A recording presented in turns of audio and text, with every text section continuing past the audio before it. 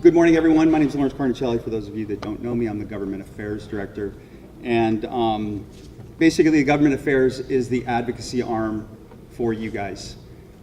It's not just me, or it wasn't just Dave DeLeon. Advocacy is really all of you guys. It's the realtor party.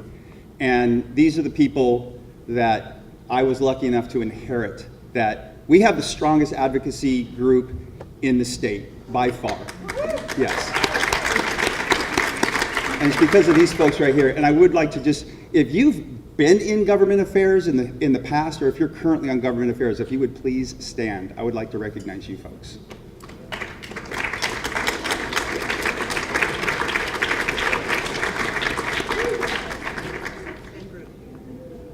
Did I misspell your name? Sorry. And you know what? And I was more worried about Victoria's name than anybody else's. So, anyways, thank you guys. As far as what we're working on right now, just actually before I start, who here sells real estate that becomes, like, say, vacation rentals, B&Bs, things of that nature, just to kind of get, okay. So that first one sort of affects all of you folks. Recently, there was a bill that came forward to put a 5-year moratorium on any new purchaser from being able to even apply for an STRH, short-term rental home application. We were able to send that back to committee. That's one of the things we're working on. Invasive species, at the state level, we got the fight for invasive species to be able to handled at the county level. Peter Davis met with the mayor's group to be able to actually put that legislation in place to be able for us to be able to do it. The state gave us the power, but we actually got to put the legislation in place for that. Affordable housing is obviously a huge issue all the way around the board, and the housing czar, it's a little bit interesting. They put they meaning the county put $250,000 aside to study if we should have a housing czar or what the housing czar should be. We're a part of the discussion. I was told we have limited time, so I'm not going to get too deep into most of these things. The workforce housing ordinance, there's going to be some new legislation coming forward. We're being asked to participate in that. A&B is now a REIT, officially. I don't know if you guys heard that or not. They're no longer an LLC. They are a REIT, a real estate investment trust. There's a couple of county council members that have asked us to come forward with some ideas as experts in the real estate world, because they're working with A&B as far as what should happen with the 36,000 acres. Community plans are being updated right now. The council is working on the Molokai Community Plan. The West Maui Community Plan will be next. After that will be the South Maui Plan. If you live on West Maui and you would like to be a part of this conversation, because it's basically just that community. If you live in Haiku, you don't talk about the West Maui Plan. If you live on West Maui and you want to be a part of that conversation, please come forward and let me know, because the council members will be starting to pick people who they want to put on the committee for that. Zoning changes, the planning department is changing all of Title 19, which is all of zoning, so hopefully we can get the process for developers to move a little bit more quickly.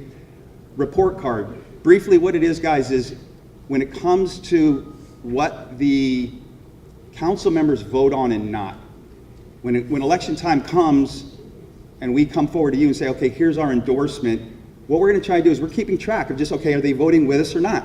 This is an issue that we find to be important. Did they vote with us or not? So it can be a lot more objective rather than subjective next year when we're starting to talk about who we're going to endorse. And then, of course, we've continued our grassroots meetings. And that's, again, the folks that you saw on the previous slide. At the state level, these are the folks that Peter Davis, Tracy Stice, and Roy all go to the state level, and they're the guys that cull through 3,000 bills and keep the life safe for you guys. Who sells real estate in the floodplain? Guess what? The whole island's in the floodplain. It's just a matter of what level of floodplain you're in. So National Flood Insurance, Hawaii was going to be kicked out of the program. We got it to be left in. Talked about invasive species. Also appraisal management companies. For those of you that understand it, there's certain mainland lenders that if there's not an appraisal management company in the state, they won't come here. And so we had until sometime next year to be able to fix that. We did that. The state wants to be able to levy real property taxes. We were able to get that one pushed back. However, it will come up again next year. in the 18 legislative agenda, which we don't have yet, but at the next meeting, at the installation, we'll have the agenda and we'll be able to share that with you as far as what that is.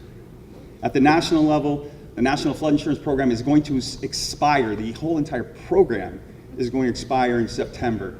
NAR is really the only voice in that is talking to the legislators. If it even lapses one day, last time it lapsed 1,400 closings per day across the nation were not able to happen because there was no flood insurance. So this is something that's really, really important.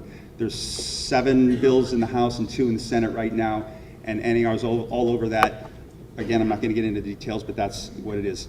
Tax reform and the mortgage interest deduction. I'm going to just skip that one. That's anybody's guess. It changes day to day. However, all the folks at NAR basically say that healthcare reform's got to come before tax reform can. And the only thing that we have as far as tax reform right now is one page from the administration. And then Freddie and Fannie, and keeping the viability of those 2 programs. Those are the 3 things that NAR is working on. RPAC, Mike Trotto is our chair, Tim Stice, Lynette, Lori, and P. Denise LaCosta. And more importantly, it's you guys. As Jeannie said, all the things that we're talking about and being able to affect real estate and realtors and homeowners, it's because we're able to, we have a seat at the table. As Dave Dillion used to say, right? Have a seat at the table or end up on the menu. Well, it's because of your investment in your business in RPAC that we're able to do that at the national, state, and local level. So these guys actually help that. And as far as, is RPAC political? Only in these areas right here, protecting and promoting homeownership and property rights. We're not Democrats, we're not Republicans. NAR on a consistent basis gets voted the most bipartisan lobbying firm in DC. This is something I just wanted to throw in for you guys to see. In first quarter 2016, the lowest homeownership rate since I've been alive, below 63%. We've ticked up a little bit from that, but this is what it is that NAR is about, and this is what NAR is trying to promote, is homeownership, because it's declining and declining and declining. Here's a couple of resources that I think you guys should just know about if you do or don't. But homeownershipmatters.realtor is a great resource that you can actually send your clients to. It's local stories, it's Hawaii stories. If you go there, you click on the little Hawaii icon, and it'll send you in local stories, state stories, nar.realtor and realtoractioncenter.com. All great resources for you guys. And I'm going to go ahead and just finish up and just leave this here. So if you have any further questions, let me know. I'll just be sitting, hanging out in the back. Thanks, guys.